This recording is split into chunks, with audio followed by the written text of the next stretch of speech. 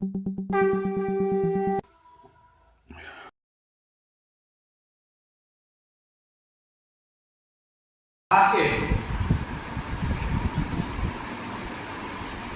समझता हूँ 11 बज रहा था, 11 सवा 11 बज रहा था और मेहमान और घर के सदस्य सब लेकर के लगभग 12-15 आदमी थे वहाँ घर के बाहर ही बैठे थे हम सब लोग। गर्मी तो भीषण थी, बिजली की भी समस्या रहती थी गाँव में। मेरी बहू और हमारी जो छोटी साली मोह में रहती है उनकी बहू, उनको निर्देश दिया गया कि आप लोग छत पे बिस्तर लगाओ, क्योंकि जनसंख्या ज़्यादा है तो सबको कमरे में सो पाना संभव नहीं है और बस बिजली नहीं है तो बिना पंखे के रहना बहुत संभव है। वो दोनों बहू में चली गई ऊपर छत पे बिस्तर लगाने, साथ में ना पोता भी जो 3.5-4 साल का है वो भी चला गया ऊपर। दोनों बहू बिस्तर लगा रही थी छत पे और पोता मेरा दौड़ रहा था छत पे। उसे ये ध्यान नहीं रहा क्योंकि रात थी, अंधेरा भी था, बल्ब भी कोई नहीं जल रहा था। तो जैसे मेरा यहाँ का घर पूरी छत बराबर है, उसके दिमाग में ये था छत पूरी बराबर है, जबकि वहाँ छत में बीच में जीना गया सीढ़ी बनी हुई है, तो एक पार्ट में छत इधर है, एक पार्ट में छत इधर है। वो बच्चा दौड़ता दौड़ता अचानक सीधा आगे निकल गया। जब आगे निकला तो जो सीढ़ी का गैप है, बच्चा सीधे उसमें नीचे आ गया। मैं बाहर बैठा हुआ था और जैसे ही बच्चा गिरा है, वहां गिरने के बाद सीधा फर्श पे आ गया। धम से आवाज आई तो मैं भी उठा। इतने में मेरे साले साहब का जो छोटा लड़का था तो दौड़ के उठाया। उसकी गिरने की स्थिति देख करके वो बिल्कुल चेतना शून्य सा हो गया था। वो इतना घबरा गया कि उसके मुंह से कुछ निकल ही नहीं रहा था, कुछ बोल नहीं पा रहा और बच्चा मेरा रो रहा था। जैसे ही बाहर निकला, बिल्कुल 10 सेकंड के भीतर बाहर निकला आंगन से, तो मैंने उसको आवाज दिया, बाबू। तो मेरी आवाज़ सुनते झट से मेरे पास आ गया। थोड़ा सहलाते रहा, सुनते रहा। फिर मैंने उससे पूछा चोट कहाँ लगी है, तो धीरे से हाथ दिखाया उसने। हाथ देखा मैं यहाँ पे सूझ गया। मैंने उसको दबाया, ऐसे काफी देर तक इसे दबाते रहा। तब तक सब लोग इकट्ठा हो गए। इकट्ठा होने के बाद तो इतने में वाइफ ने फोन कर दिया बेटे को, बेटा जहाँ शादी थी वहाँ, बोला पापा हम एक छत पे सो जाएंगे, बत्ती रहेगी नहीं, कोई दिक्कत होती है। एक फोन कर दिया, बेटा भी दौड़ के आ गया। बच्चे को चोट लगी है। मैं आंगन वही दरवाजे पे ही कूलर रखा था, कूलर चालू करा के मैं उसके सामने चटाई बिछा के बैठ गया। हवा लगती रहे उसको, थोड़ा रिलैक्स मिले। बेटा आ गया, तब तक उन्होंने पेन किलर दवा सिरप था उन्होंने वो पिलाया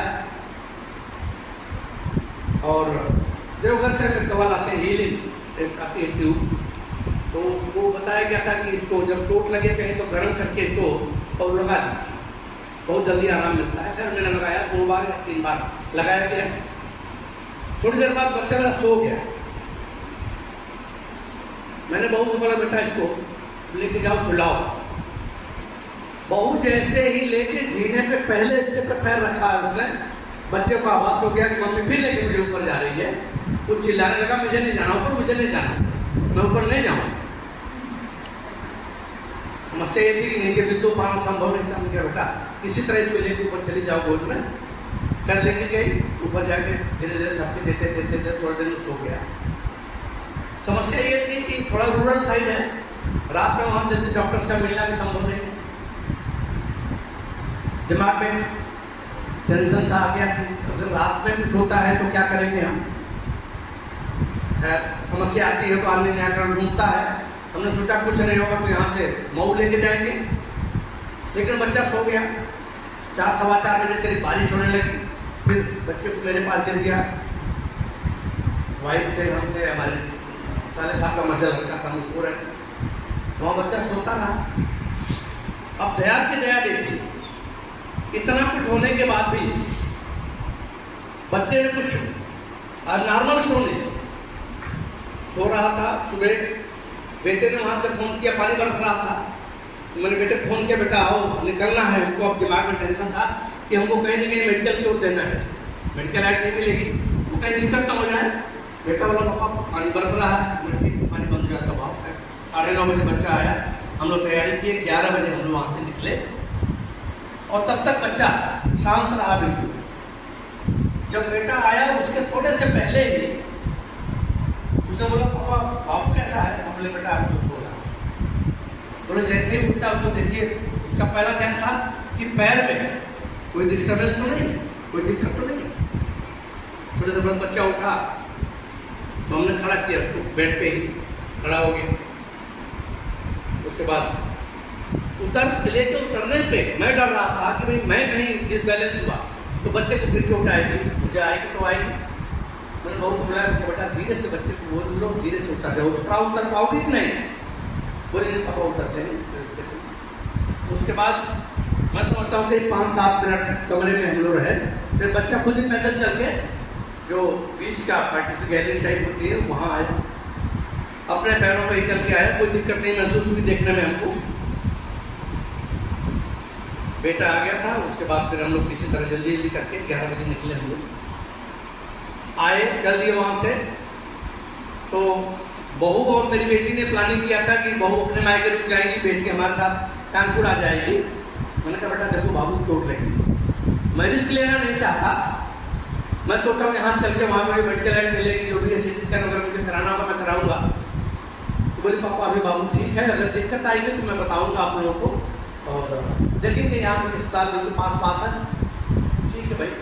बेटा ने बोला ठीक है पापा जिद कर रहे तो रहने दीजिए।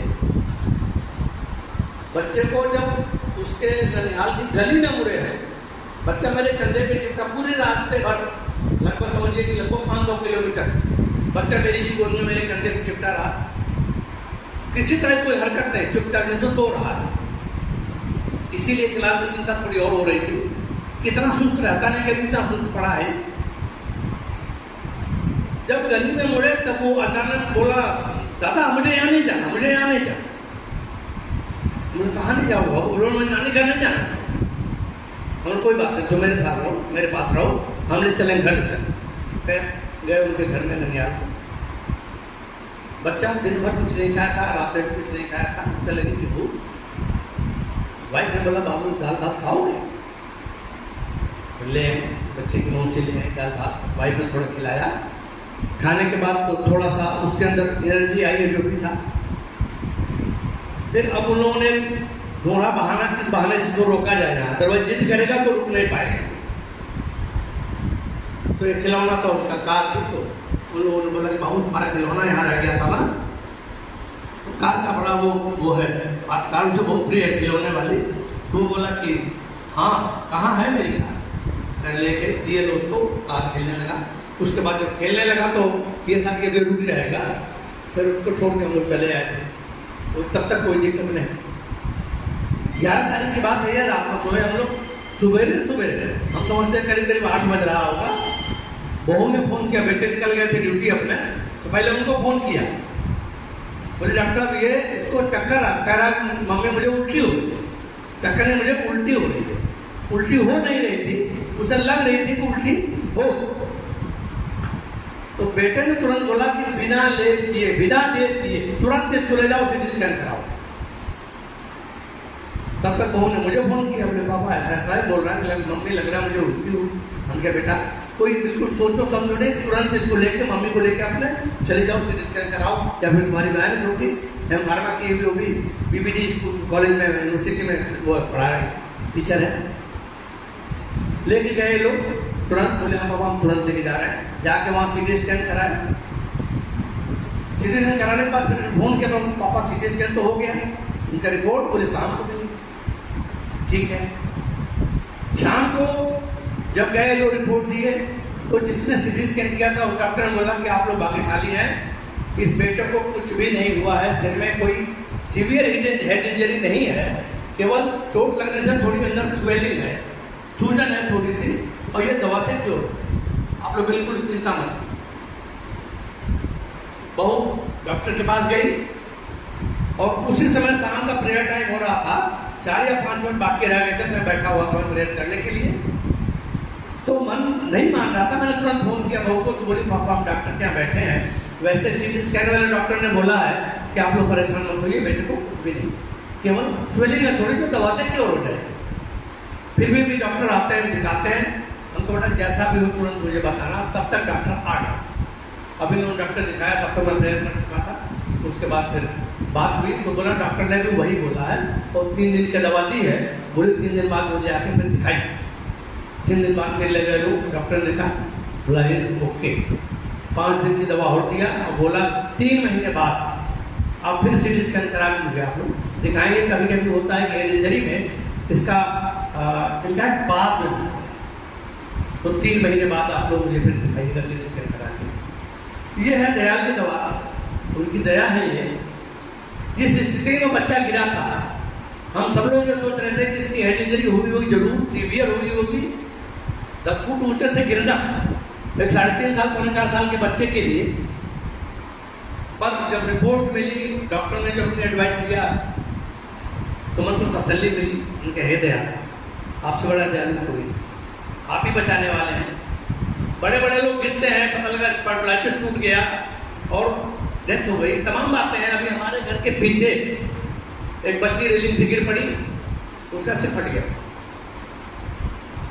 जब सुना मैंने तो मैंने कहा हे ठाकुर, आपकी भी दया विचित्र है, कैसे बचाते हैं आप, ये आप ही जानते हैं, हम लोगों को पता नहीं लगता। बस हम एक ही चीज जानते हैं कि अगर हम लोग चाहे 2 मिनट ही सही पूरी श्रद्धा और पूरी निष्ठा से उनको याद कर लें, तो शायद उनकी अपार कृपा हम सब पे होती है। ऐसे ही होती है। इसी तरह मेरी पोती के साथ भी हुआ था। हमारे घर के सामने, हम लोगों के सामने हुआ, स्कूटी ने टक्कर मारा बिजली के खंभे से जो हमारे दरवाजे पे है। 4 अंगुल पीछे रह गई थी वो, अगर 4 अंगुल और आगे बढ़ते तो उससे टकराता खंभे से। एक दांत उसका जड़ से उखड़ के गिर गया था, ब्लीडिंग खूब हुई। डॉक्टर बागची को फोन किया मैंने, उन्होंने बोला पहले ये बताइए जीभ में कोई दिक्कत। हमने डॉक्टर साहब पूरे मुंह में खून भरा है, कुछ भी समझ में नहीं आया। बोला अच्छा ठीक है, तो आप जब पीछे एक डॉक्टर हैं कांगड़ी, उनको दिखाया।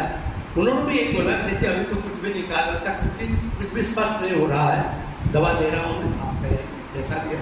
बच्ची आज भी वो भी ठीक है, बिल्कुल ठीक है। तो ये है ईश्वर कृपा, ये हमारे ठाकुर की दया है।